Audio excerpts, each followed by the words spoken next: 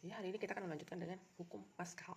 Hukum Pascal itu bisa dibaca di file ya, lebih lengkapnya.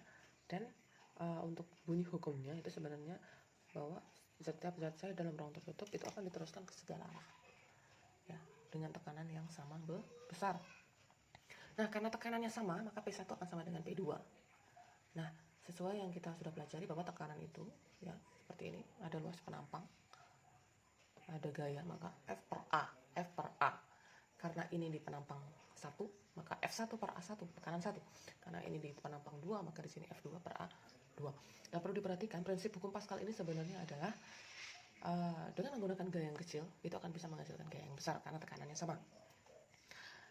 Nah, maka ini digunakan dalam prinsip pengembangan mesin hidrolik, alat pengangkat mobil.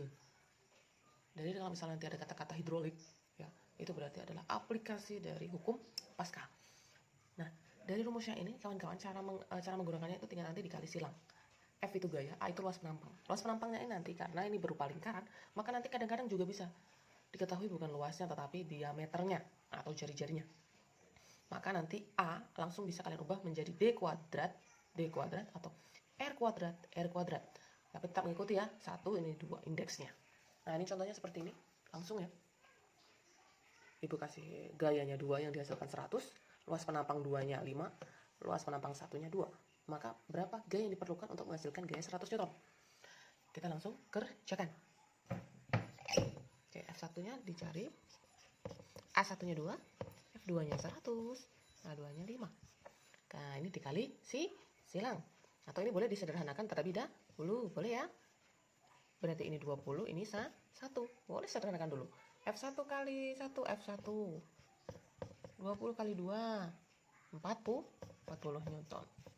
Jadi hasilnya, untuk menghasilkan gaya 100 Newton, kita memerlukan gaya 40 Newton. Saat kita menerapkan atau menggunakan alat yang menerapkan hukum Pascal. Atau misalkan alat pengangkat mobil. Ya, kita langsung ke hukum Archimedes. Jadi hukum Archimedes ini nanti membahas tentang saat benda itu dimasukkan ke dalam air, tenggelam sebagian atau seluruhnya, maka dia akan mendapatkan gaya angkat ke atas atau gaya apung ya dari fluida itu sebesar berat fluida yang dipindahkan. Nah, prinsipnya seperti ini. Contoh ya, ini contoh. Saat kita mengukur benda di udara, maka kita beri tanda WU ya. Berat benda di udara itu sekalinya saat kita ukur dengan neraca nilainya 40 Newton. Tetapi saat kita coba ya, kita celupkan ke dalam zat cair lalu kita ukur menggunakan neraca, sekalinya berbeda kawan-kawan, menjadi lebih kecil atau 38 Newton. Maka kenapa tidak sama? Karena berarti 2 Newtonnya kemana? Iya enggak? Karena kalau misal kita selisihkan, kalau kita selisihkan 40 dikurangi 38 itu adalah 2 Newton. Nah, 2 Newton ini merupakan gaya apung atau FA. Nah, jadi besar gaya apungnya ini itu sebesar berat fluida yang dipindahkan atau berat zat cair yang dipindahkan. Karena saat kita tercelup berarti kan dia ada yang naik, ya enggak, airnya naik kan. Saat kita menyelup awalnya kan di sini saat kita. Nah, jadi FA itu akan setara dengan apa? FA itu sama dengan 40 tadi WU, W38 adalah WA. Maka FA sama dengan berat benda di udara dikurangi berat benda di air. Itu FA itu sejatinya seperti ini. Nah, kalau kita sketsakan, ini ada rumusnya ada 2 ya, atau nah FA itu rumusnya 2. Nah, jadi nanti saat kalian itu mensketsakan sebuah benda yang dimasukkan ke dalam air, maka dia pasti punya apa? Berat benda realnya. Berat benda realnya itu saat di udara. Jadi kita lambangkan W gitu aja ya. Nah, terus saat dia dimasukkan ke dalam air, maka ada berat benda zat cair yang dipindahkan itu sebesar apa tadi? Gaya apung. Jadi setiap dia masuk ke dalam air, dia akan mendapatkan gaya apung ke atas. Jadi kita F. Jadi nanti seperti ini kawan-kawan ya, kalau mensketsakan.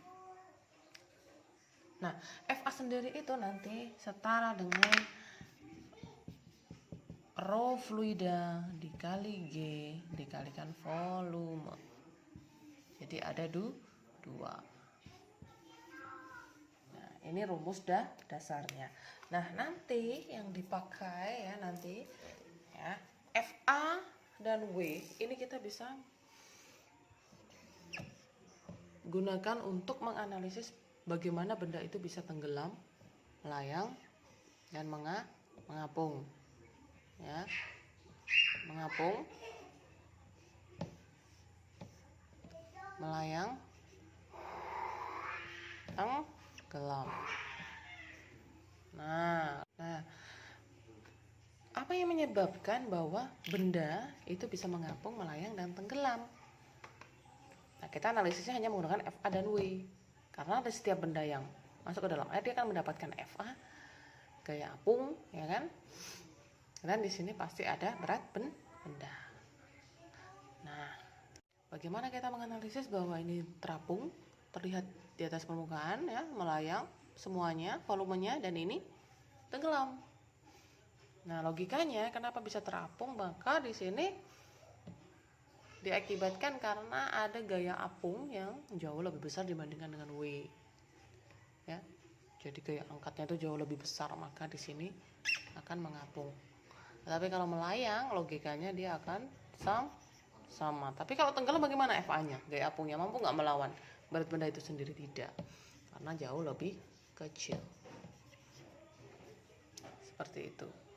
Ya, karena FA sama dengan W, ya, kita menggunakan ini, kita analisis menggunakan ini, FA sama dengan W, maka nanti kita bisa uraikan bahwa ibu taruh sini ya, rho, inilah ibu langsung uraikan, FA tadi, rho F G kali V sama dengan ini rho benda. Ya, W itu kan M kali G, M-nya itu rho V, berarti rho G V. Ini V VC ya, kawan-kawan. Nah, ini V benda. Nah, karena sama ini ditembak, berarti sisa siapa? Rho F VC sama dengan rho B kali V. V benda. Apa itu, Bu? Rumusnya berarti ada 3. Nah, ini hanya untuk ya, ini nanti untuk pemahaman lebih lanjut ya. VC itu adalah volume benda yang tercelup. Jadi biasanya itu VC itu berapanya VB, misalkan 50%-nya. Jadi kalau yang tercelup tuh yang ini ya kawan-kawan, yang tercelup tuh yang ini. Ini berapa persennya dari volume benda. Jadi kalau segini kan volume benda. Segini volume benda, tapi kalau yang ini itu berapa persennya atau berapa bagian. Jadi itu yang dimasukkan ke dalam VC-celup kalau sudah diselesaikan. Seperti itu ya. Misalkan VC yang tercelup itu setengahnya VB, berarti di sini setengah VB ini misalkan ya. Setengah VB ya, karena hanya setengah dari volume benda. Nah, di sini ada VB kan?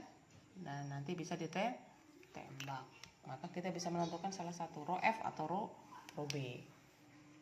Nah, ini kawan-kawan ya, ini ada contoh. Besar gaya apungnya berapa? Nah, gaya apung di sini ya, nanti rumusnya ada 2. Jadi gunakan sesuai apa yang ada di dalam soal infonya, yang diketahui apa. Nah, di sini yang diketahui adalah volume benda 2 meter persegi. Nah, karena volume benda 2 meter persegi, tapi dia tenggelam, maka dia tercelup semuanya. Maka nanti volume celupnya atau volume yang tercelup di dalam zat cair itu semuanya ya sama 2 meter persegi. Karena dia tenggelam. Lalu diketahui lagi massa jenisnya. Air 1000, fluida 1000. G-nya karena tidak diketahui ya tulis sendiri 10 meter per sekon kuadrat. FA yang digunakan kenapa rho FGVC ya tadi, karena di sini semua sudah ada. Kalau kita menggunakan WU min WA tidak ada ya. Maka langsung diselesaikan hasilnya 20.000. Nah, sekarang contoh yang kedua, di sini ada benda yang mengapung dan yang tercelup di dalam air itu 80%-nya. Bagian volume benda yang tercelup itu hanya 80%. Dia dimasukkan ke dalam air ya, massa jenisnya 1000 kg per meter kubik. Berapa massa jenis benda? Bu, ini kok cuma 1 yang diketahui, Bu? Tenang, masih bisa dikerjakan ya. Nah, saat kita mencari penyelesaian dari soal seperti ini, maka kita menggunakan rumus yang tadi ya, yang paling ujung, bahwa nanti di sini ya rho F kali VC ya, ini yang penting, rho B kali VB. Nah,